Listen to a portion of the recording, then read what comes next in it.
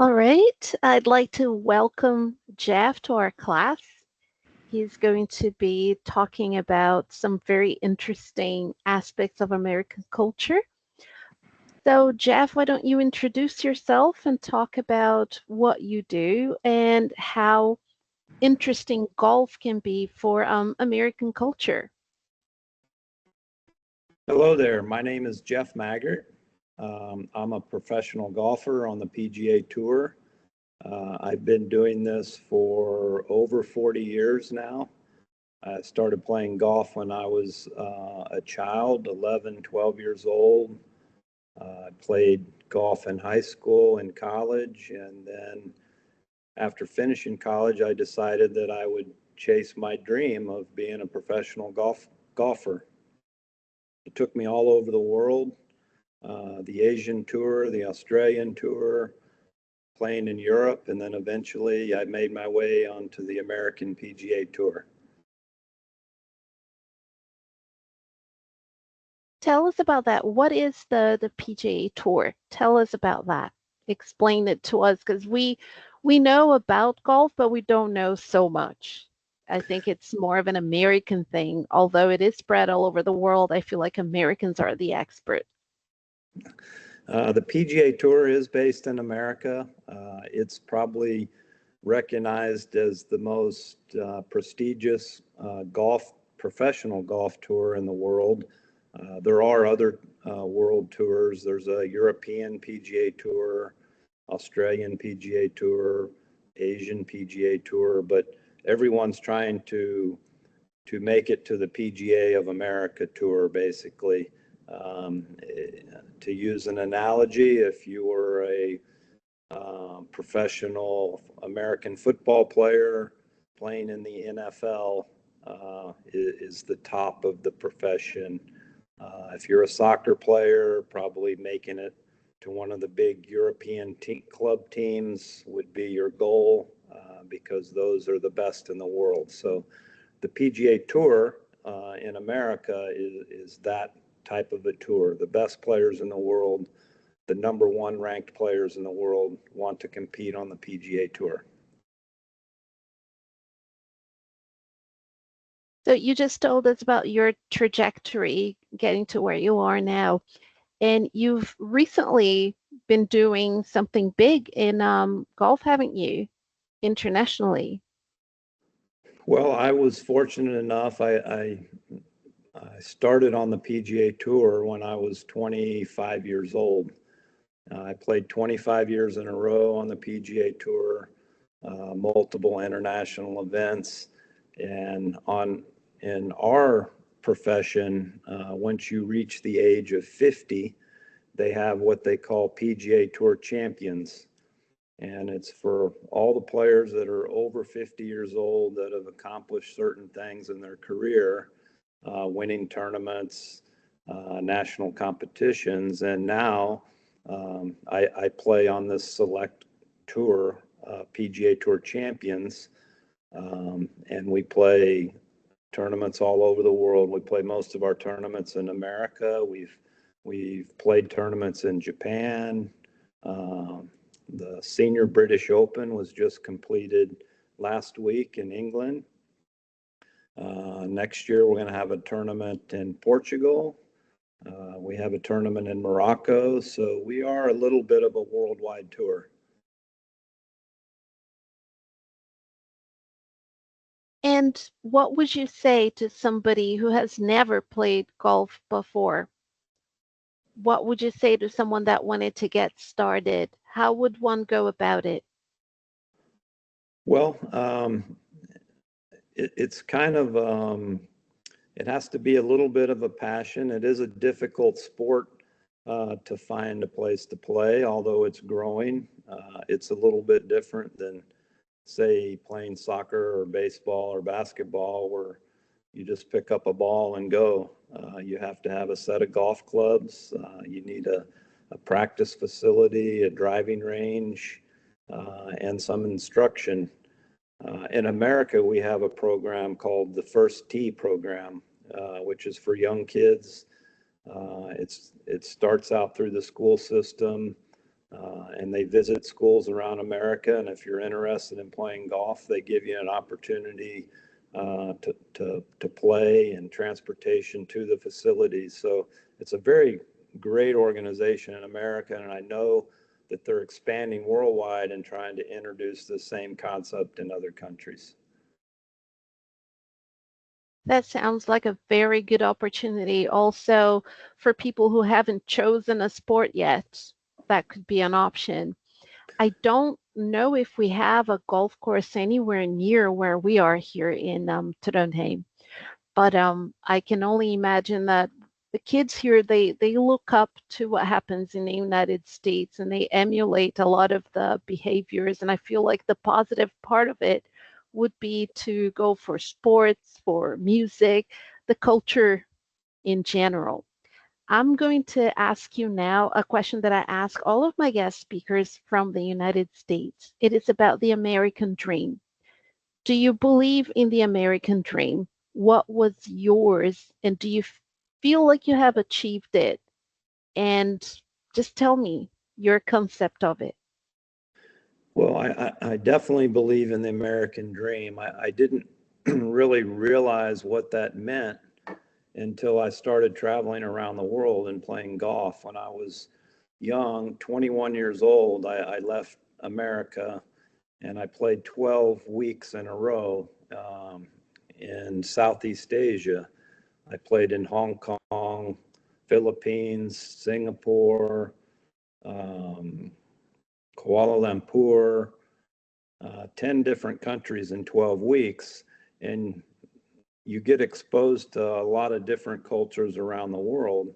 And when you come back from a trip like that to America, you realize in America we have a lot of advantages. Uh, and for me, that was when I recognized, wow, I'm a lucky person. I was born in America. I got a very good public education, had the opportunity to go to college because of what I was doing with golf. But it could have been, I could have went to college, on another sport. I could have went to college on an academic um, scholarship or just have the opportunity to go to college at all is a real advantage. So I didn't realize that until traveling around the world. And there's a lot of young men and women that don't have that opportunity that I grew up with. I love that you equate the American dream to opportunity because as a teacher, I have to present them with what is in the textbook. And in the textbook, they talk about America as the land of opportunity. And they call the people who go to the US and want that same opportunity, they call them dreamers. What do you think about the dreamers that go to America because they want what you have? They want that opportunity for a higher education, for a better financial status. What do you think about the people that want that in America?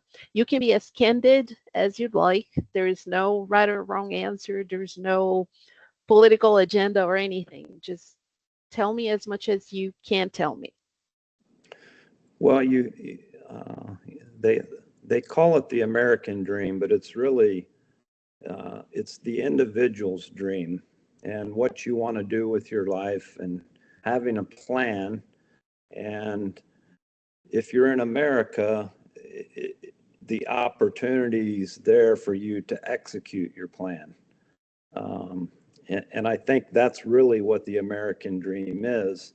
I don't think if you just wake up uh, one morning in another country somewhere on the planet and say, I'm going to move to America because I'm going to have the American dream and I'm going to be a rich person. I'm going to have a car and I'm going to have a house and all that. Well, that's not the case no matter where you live. You have to have a plan for your life that I want to be an architect. I want to be a doctor.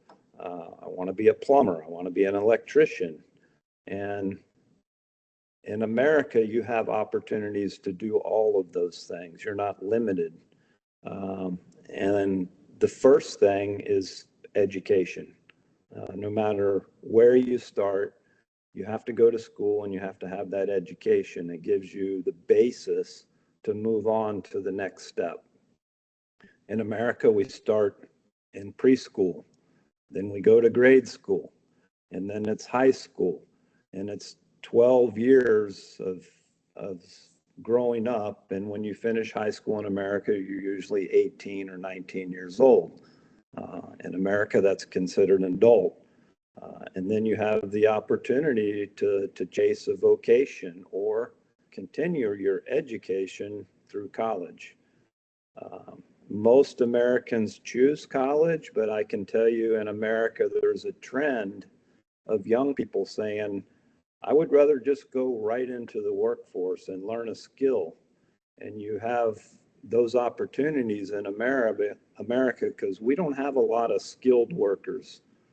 We have technical workers, people that go to college, um, but building a skyscraper, building a bridge, people have to do those jobs, and they're very well-paying jobs. And I think a lot of young people are saying, you know what, this is something that I want to do. I don't need 4 years of college. I want to get into this trade and start my career that way. It's becoming a lot more popular in America. That's very important what you touched on, because then we can draw some parallels between Norway and the United States. I teach the pre-university program, but I also teach the technical programs, the vocational programs, to where they can choose to become a carpenter and go into work straight out of high school. And this is all very important for society as well. Yes. So thank you for talking about the American dream. That's an integral part of what we study here. I want you to tell me what you think the definition of success is. I think success is self-defined in everyone's own mind and expectations. Um, when I was younger, I thought my success was being able to afford my first automobile. And then I achieved that. And then, but I knew that's not the end of, you know, and your success can be defined by, I want to get married, I want to start a family, I want to, have children and teach my children um, to be excellent adults based on my own experiences and pass my wisdom on to the next generation. That's all part of success. Now, financial success, yes, is important in everyone's life because everyone has to put food on the table and eat and provide for your family. So all of those things work together. And if you're lucky, like me, I've been able to play a professional sport, which I enjoy, but it's also my vocation. It pays my bills and things like that. I never ever thought when I was 16, 17, 18 years old that this is how I was going to provide for my family and myself financially, but I've been lucky. Um, and I didn't give up on that opportunity, but also I had backup plan. I went to college. I finished college. I studied mechanical engineering. So I had something to fall back on uh, and something to fall back on that I like to do. So either way, I felt like I would have found a direction in my life to get to where I wanted to be. That's very special that you've had that trajectory and that you ended up realizing your dream and making a living with something that you love. That's fantastic.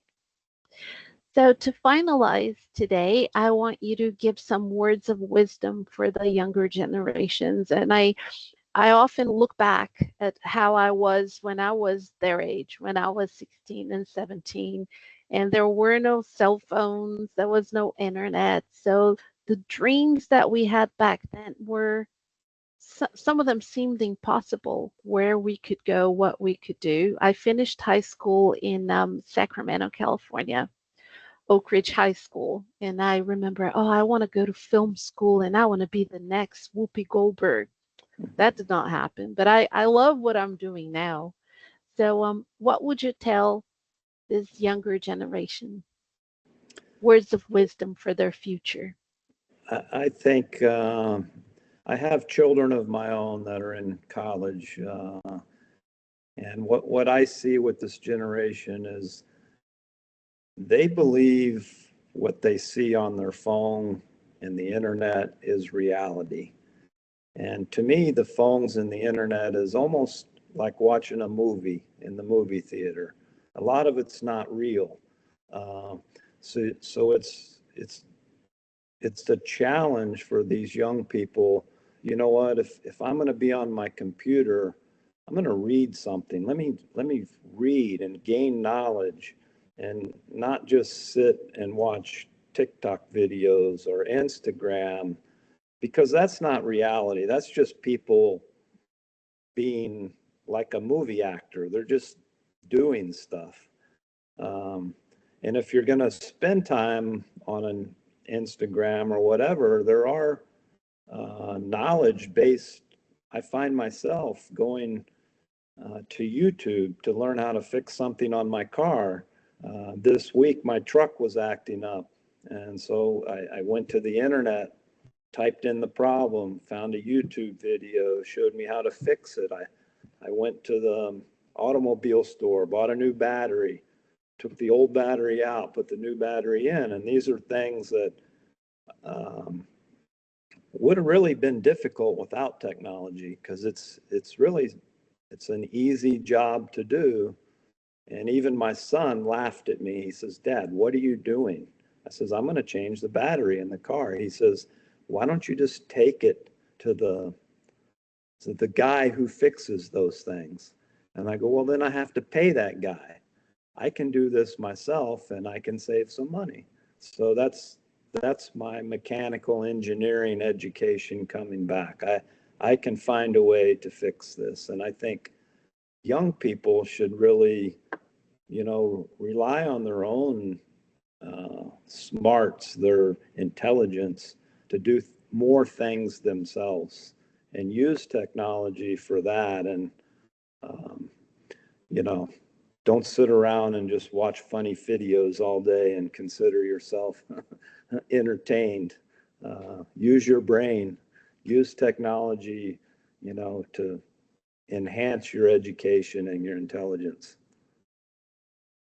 That's that's a tremendous way to show them how they can use technology for a greater good. And the same with AI. We're having a lot of struggles right now in schools with how much AI is okay for them to use. So I want people to write an essay off the top of their heads. I don't want them to have AI write Right. them an essay, right? So now we're considering going back to paper, pen and paper, because Yes. that way I get to see exactly what they know. So Well, we'll it's see. true. When I took freshman English in college, and they didn't allow any typewritten papers. Everything had to be handwritten in your own handwriting, your ideas, um, and the final, you got a blank sheet of paper, and you went into the classroom, and there was a question on the board, and you had to give your response to that question, and that was how you were graded in freshman English. And I know in America, this is a new thing. I know here where I live, it's the first year that they're banning all cell phones in public schools. You cannot enter the school with a cell phone. And I think it's that whole mentality is that you're at school to learn to read, to do arithmetic, and not rely on this AI thing. And I don't know much about AI, but what I've seen, it's amazing. You could write a whole English paper by just typing a couple things into a computer, but that doesn't, in the long run, it seems easy, like, oh, this is going to be great. I can do all of this and I'm going to solve my dilemma for the next hour because I can get this paper turned in, get a good grade. But in reality, you're cheating yourself, because down the road, when you're older and you're really in a position to have to use your own brain, you're going to go, where is AI? Where did they go? And then you're going to have to do it yourself. So if you learn at a young age, you can use the best of both worlds. You can use your brain and you can use AI to help you. Absolutely.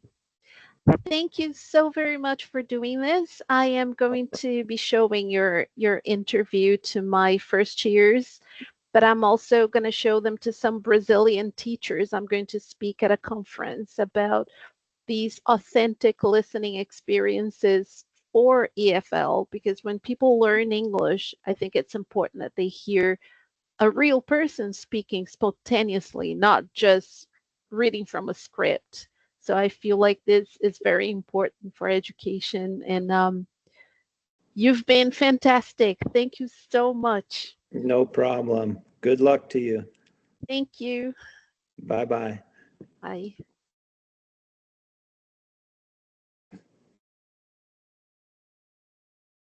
I just came in. I was gonna walk. You were secret all done. You're listening on the outside. How was it? Easy.